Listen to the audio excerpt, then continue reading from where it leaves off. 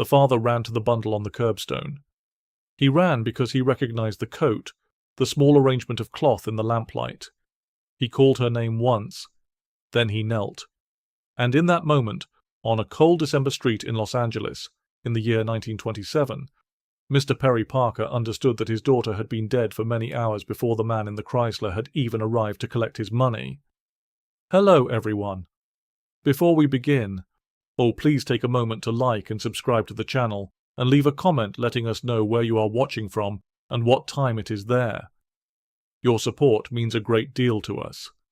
Now, let us begin. It was Thursday, the 15th of December, 1927, in the city of Los Angeles, in the state of California. The sky that morning was pale and dry, a thin winter light settling over the wide residential streets of the Mount Vernon district, where the pepper trees stood motionless, and the air carried the smell of motor oil and fresh bread from the bakeries opening on the main roads. It was, to all appearances, an ordinary Thursday. Marian Parker was 12 years old. She was the daughter of Perry Parker, a bank manager of 20 years standing at the National Trust and Savings Bank on South Broadway, and of Geraldine Parker, who kept the family home on Wilshire Place with steady and careful hands. Marian had a twin sister, Marjorie, and an older brother, Perry Jr. Those who knew her said she was cheerful and spirited, something of a tomboy, fond of throwing a football in the yard, and that she was particularly attached to her father, sometimes riding the streetcar with him to work on quiet mornings when she was permitted.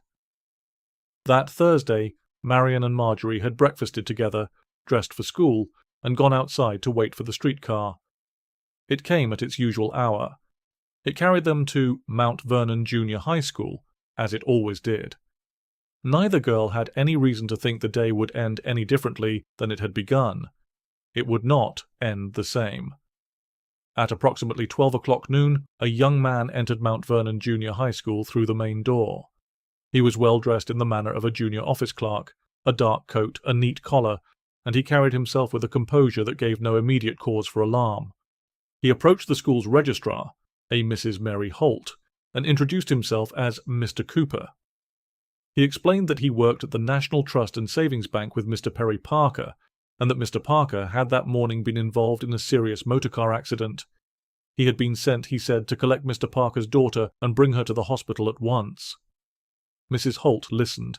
She looked at the man. She asked him which of the Parker daughters he had come for, and Mr. Cooper appeared momentarily uncertain, for he had not known, it seemed, that there were 2 Parker girls attending the school. He recovered quickly. The younger one, he said. But they are twins, Mrs. Holt replied. Mr. Cooper coloured slightly and amended himself. The smaller one, then. He added, as if in reassurance, that she was welcome to telephone the National Trust and Savings Bank to confirm his account. It was this very suggestion, offered so openly, so apparently without guile, that caused Mrs. Holt to dismiss her hesitation. She did not make the call. Marian Parker was removed from her classroom at 12:15 in the afternoon. She left the building with Mr. Cooper without question, without protest, as a child trusts the word of an adult who speaks with confidence. No further enquiry was made by any member of staff. No note was taken of the man's appearance beyond the most general impression. No one asked his full name, nor where he had parked, nor in which direction he departed. By 3:30, the streetcar had arrived at its usual stop on the route to Wilshire Place. Marjorie Parker waited on the pavement, as she always did, for her sister. The cars and carts moved past. The afternoon light thinned. Marian did not come. Marjorie, after some deliberation, boarded the streetcar alone and rode home, supposing that her sister had perhaps remained behind to help a teacher, or had found some reason of her own for the delay. At home, the family shared this assumption. By 4:45 in the afternoon, Perry and Geraldine Parker began to think differently. Mr. Parker telephoned the school. Mrs. Holt answered. She explained what had happened at noon, fully and without reservation, apparently under the impression that the matter had long since been resolved. The police were called to the Parker residence before 5 o'clock. While officers were still present in the house, a telegram arrived. It was addressed to Mr. Parker and read, in full, "Marian is secure. Use good judgment. Interference with my plans is dangerous. It was signed in a curious double attribution by both Marian Parker and George Fox.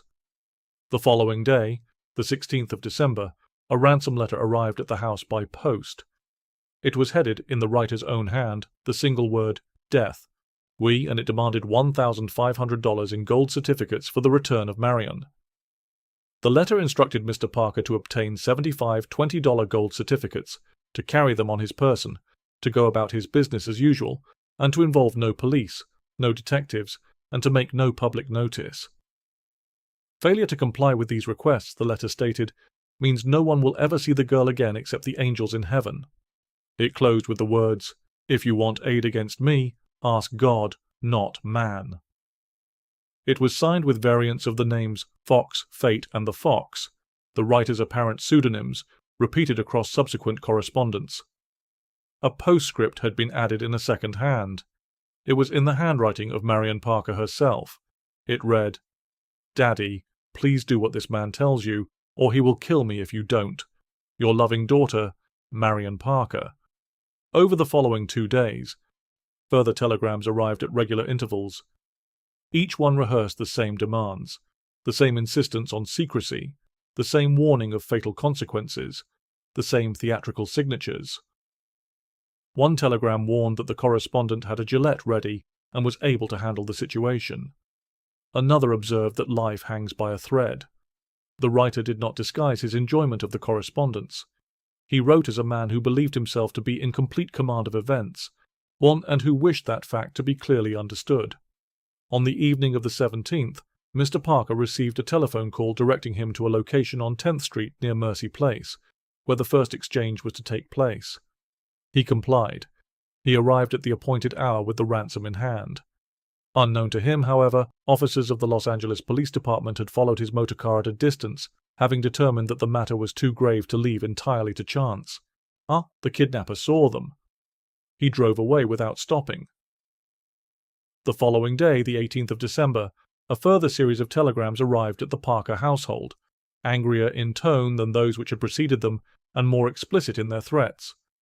The writer made plain that the involvement of the police had been observed, that news of the abduction had now appeared in the press, and that this would be the last day remaining before he would act. Mr. Parker, in consultation with the investigating officers, agreed that he would make the second attempt at exchange entirely alone. At 7:35 in the evening, instructions arrived by telephone. Mr. Parker was directed to a location at the intersection of West 5th Street and South Manhattan Place. He set out immediately, carrying the ransom as previously assembled, $1,500 in gold certificates, and the serial number of each bill having been recorded by Mr. Parker before he left the house, in the hope that the currency might later assist the authorities in their search. He arrived at the location at 8 o'clock. Within minutes, a Chrysler coupe drew up alongside his motor car. The driver had covered his face with a bandana and held a firearm directed at Mr. Parker across the window. In the passenger seat, Marian Parker was visible. She was slumped. She did not move when her father called her name. The driver stated that she was sleeping, that chloroform had been used to keep her still for the journey. Mr. Parker, who wished above all things to believe this, handed over the ransom without further exchange. The Chrysler moved forward a short distance along the street and stopped. The passenger door opened. Marian was pushed onto the curbstone. Mr. Parker ran to his daughter. He reached her and gathered her into his arms. He observed at once that she was cold, that her face was pale and without expression, and that her limbs were not as they should have been.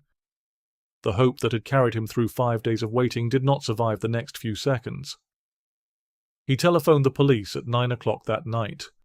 Officers and a physician arrived within the hour. A preliminary examination was conducted at the scene on West 5th Street under lamplight in the cold December air. The body of Marian Parker, 12 years of age, a pupil of Mount Vernon Junior High School, the daughter of Perry and Geraldine Parker of Wilshire Place, was removed for formal examination. The post-mortem examination was conducted that same night. The findings were recorded by the attending physician and subsequently forwarded to the Los Angeles Police Department. They established, first, that Marian Parker had been dead for approximately 12 hours before her body was delivered to her father. meaning that she had been alive during the first failed exchange on the night of the 17th, and had been killed sometime prior to the second meeting on the evening of the 18th. The manner of her death was established as manual strangulation. The medical evidence further revealed that her body had been subjected to dismemberment after death, her arms and legs severed, and the cavity of her lower abdomen prepared and stuffed with cloth, including what appeared to be a man's shirt. Her eyes had been held open by means of wire in order to present, in the low light of a motorcar window, the appearance of a living child. On the morning of the 18th of December, a man taking his customary walk along a nearby street discovered a parcel wrapped in newspaper lying at the edge of the road. It contained the severed limbs and organs of a child. They were later confirmed to belong to Marian Parker. The investigation now proceeded with urgency. A laundry mark found on one of the items of cloth recovered with the body was traced to a residential building in the city, the Bellevue Arms Apartments. Officers searched the premises. In one of the rooms they encountered a young man with dark hair who identified himself as Donald Evans. He submitted to an inspection of the room with apparent composure and even expressed, as the officers departed, a hope that they would soon apprehend the perpetrator. Officers noted the detail and moved on. They would return. If you are finding this case as compelling as we are, please take a moment to like this video and subscribe to our channel. It truly helps us to continue researching and presenting these forgotten stories from history. We read every comment, so please leave your thoughts on the case below. Now, let us return to Los Angeles, by 1927. Subsequent investigation yielded a fingerprint from the abandoned motorcar, a green Hudson sedan, located on the 20th of December, which was confirmed to belong to one Mr. William Edward Hickman, 19 years of age, a former employee of the National Trust and Savings Bank. Further fingerprints matching his were recovered from the ransom correspondence. Warrants were issued. It was at this point that officers, re-examining their notes from the Bellevue Arms, recognized the man who had called himself Donald Evans. The name William Hickman was circulated to police departments across the United States. Hickman was apprehended on the 22nd of December 1927 in the town of Echo, in northeastern Oregon. Chief of Police Tom Gurdane and Traffic Officer Buck Llewellyn, pausing during their duties, observed a green Hudson sedan that corresponded with the circulated description.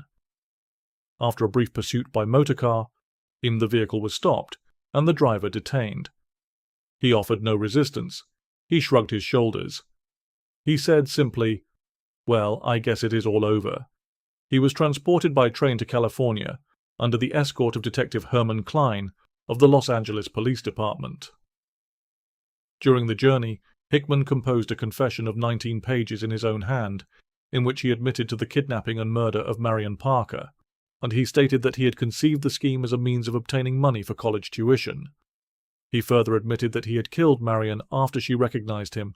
She had previously accompanied her father to the bank, and that he had dismembered her body in order to conceal it more easily, later determining that the presentation of a living child was necessary to secure the ransom.